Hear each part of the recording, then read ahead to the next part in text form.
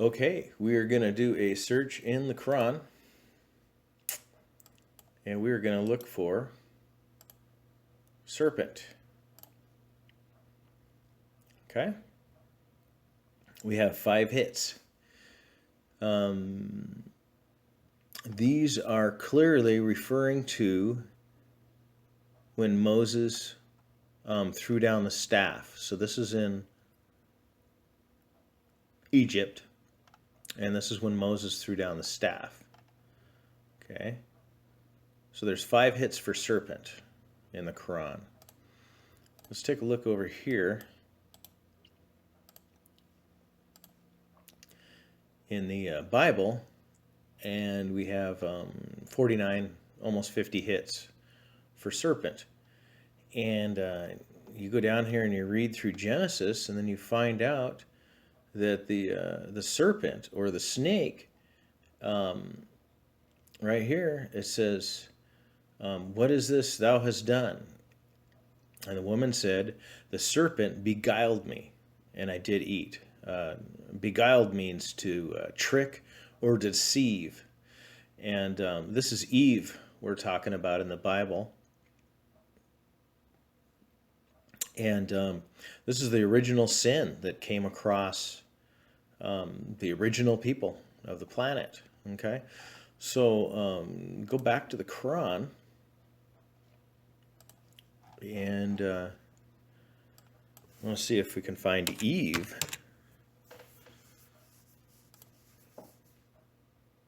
And nothing. So search for the Holy Quran for Eve. There were no matches for your search. If you go down here, actually I'm going to use this one because it comes up with Eve only, but this is still just a Bible search. You can see that it's Adam called his wife's name Eve because she was the mother of all living. Eve was created by God from a rib from Adam. It's a pretty big deal since it's the first people to actually surface in the Bible. Right here, okay, it says, "For Adam was first formed, then Eve." So these are the first 2 people on this planet. Okay, and for some particular reason, the Quran does not have any record of Eve. Okay, but we're going to go take a look at what it does have. Okay, and this is right out of the Quran. This is verse for verse, 236, 237, 238, just right down the line, bang, bang, bang, bang in a row. And they do refer to Eve as a wife in the garden. So they don't have her name, but they just call her wife. And this is interesting right here. In verse 237, Satan caused them both to slip by means of it and drove them out of the state in which they were. So the Quran doesn't mention anything about a snake, which would be the serpent, and just comes right out of the kill and says, well, Satan caused them both to slip, which means both to sin, basically. But then it goes on to say that he drove them out. So it's saying Satan is the one that removed them from the garden, which is kind of an interesting twist. And then it says, yeah, and we said, go forth. Some of you are enemies of others. There's only 2 people here. Adam and Eve and the snake. I guess that'd be 3. So I'm a little confused about that because it's, I'm reading this like a book. I'm looking right at the verses here. And then just below that, it says that Adam learned how to pray.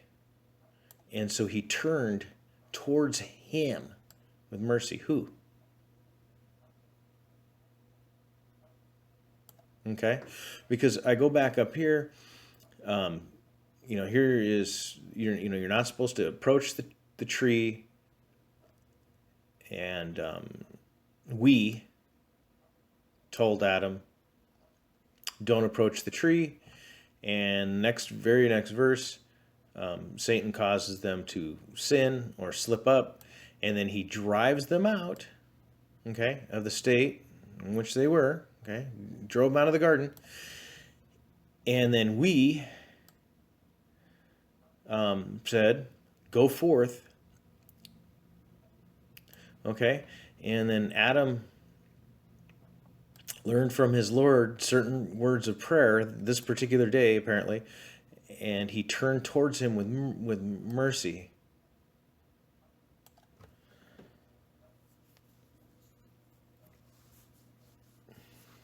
Okay, it's what's interesting here is Satan shows up, and it's just Adam and Eve, Satan and Adam and Eve, and then we're doing all this other stuff in here, and it's just like, what's going on?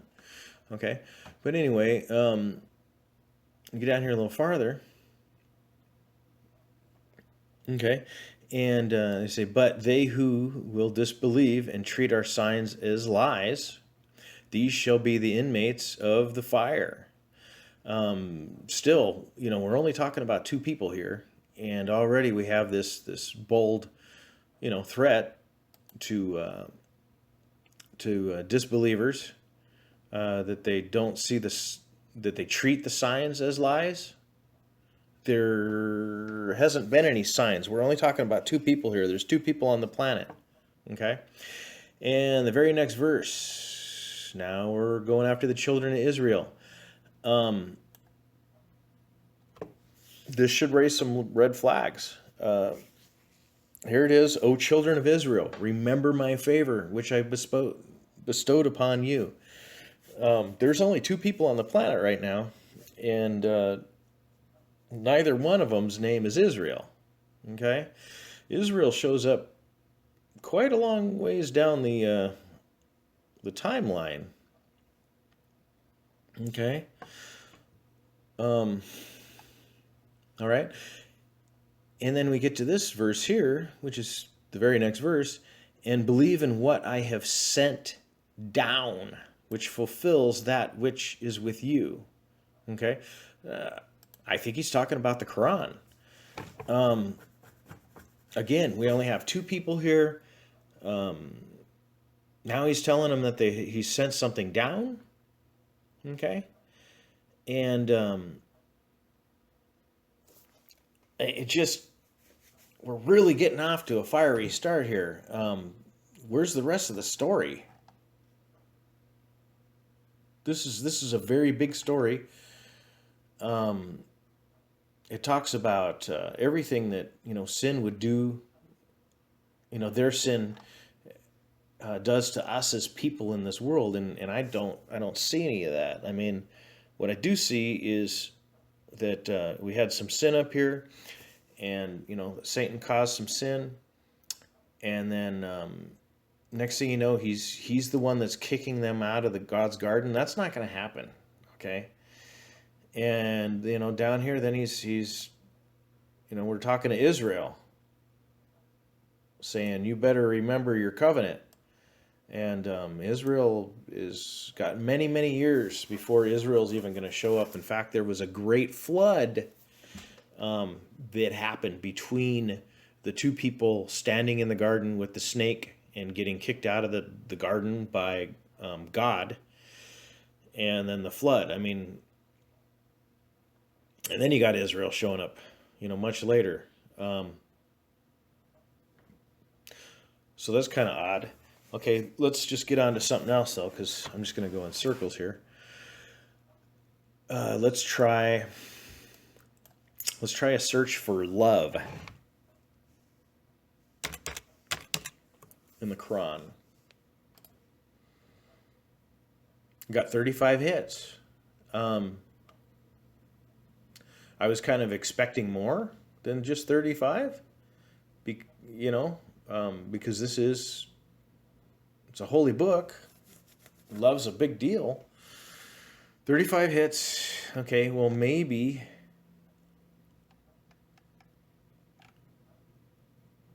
Okay, and you're teaching about love here. I can see it. Okay, let's try the Bible. See what happens over here. Love.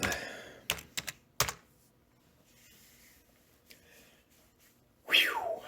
471 hits for love. Okay? And that's a lot. You know?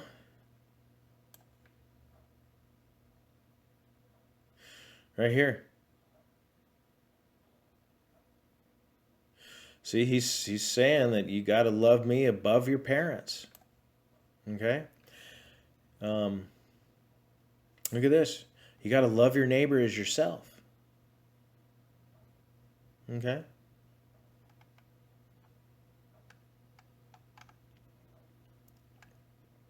Ooh, this is a tough one. But I say unto you that hear, love your enemies. Do good to them that hate you. And that's really tough. It's tough, but it's still a lesson. It's still a lesson. And you know what?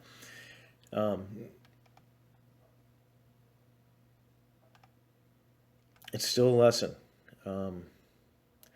Okay, so anyway, there's love, and we got like, what was it, 471 hits. Okay, let's try. Let's go to peace, because Islam is the religion of peace. Okay, I hear that. And here we go. It should be loaded. 65 hits for peace. I'm really disappointed with that, because that's a really big book. The Quran is a very, very large book, and to only have 65 references to peace, that's quite a shock. Let's see what the Bible's doing over here, I guess.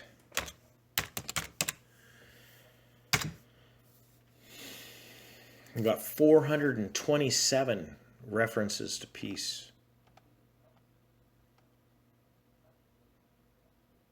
We got a guy leaving his house in peace. I come again to my Father's house in peace. Jacob came in peace. Peace be to you, fear not.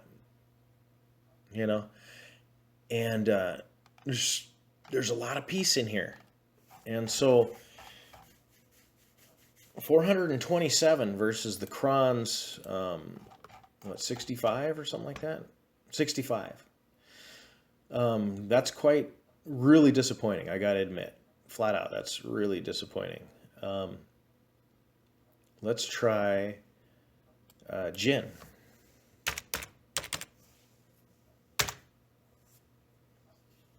We got 32 for jinn.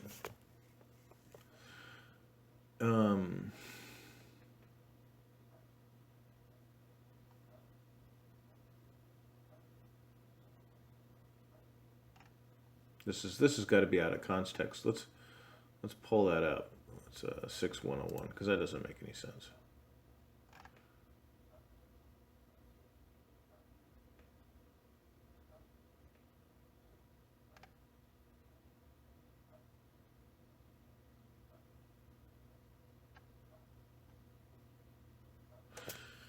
And they falsely ascribe to him sons and daughters without any knowledge.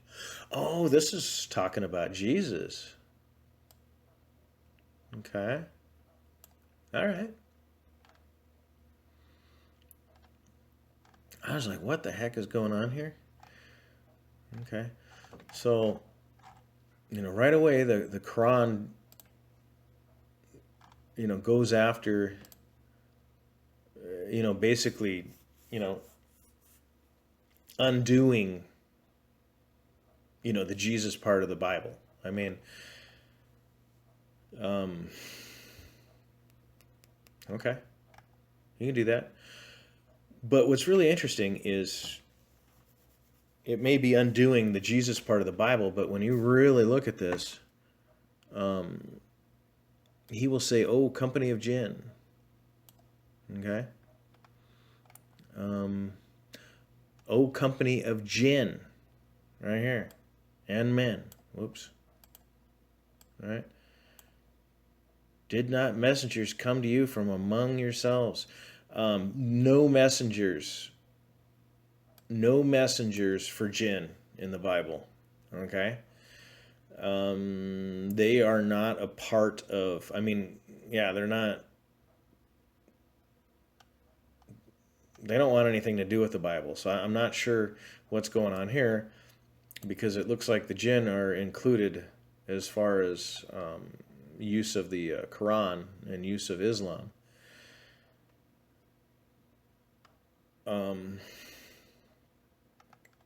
That's kind of weird. Let's see here.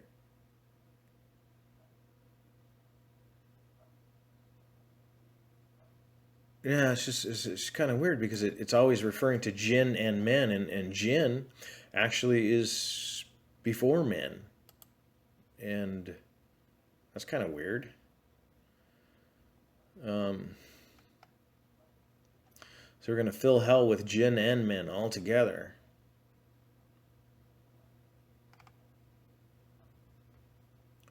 And the jinn we had created before the fire, no, before from the fire and hot wind. I thought that it was created them from a smokeless fire.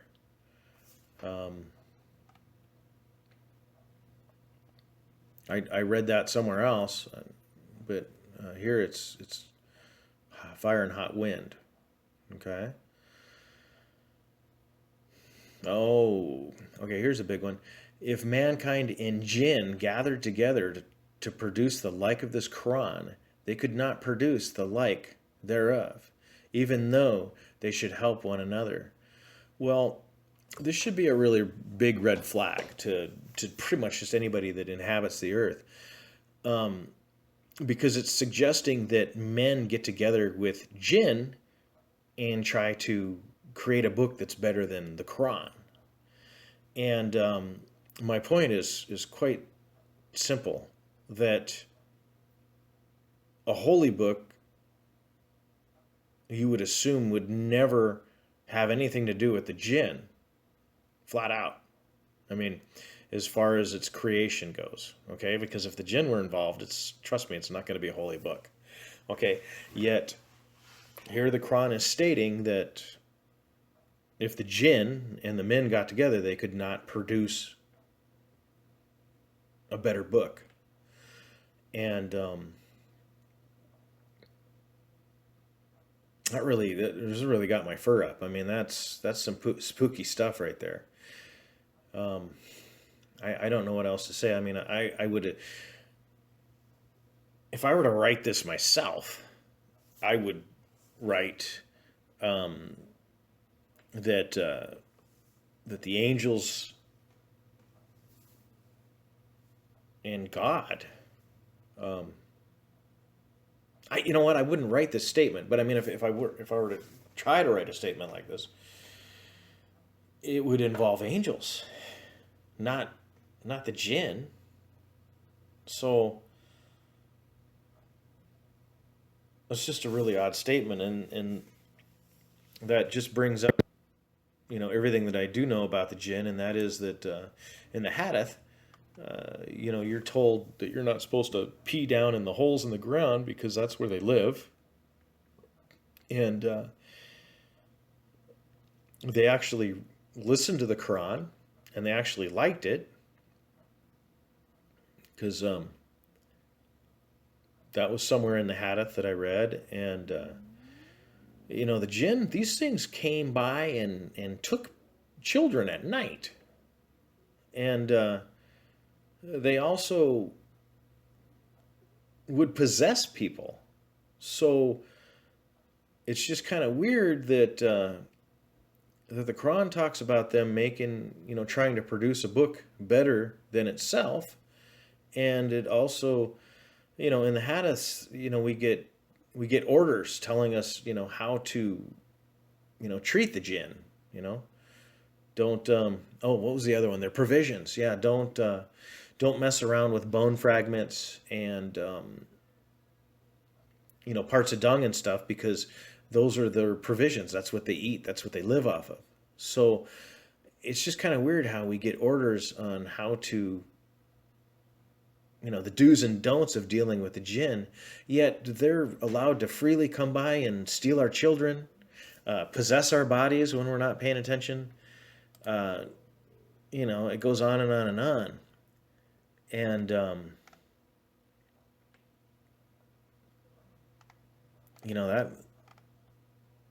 that should bother you. It bothers me. Okay.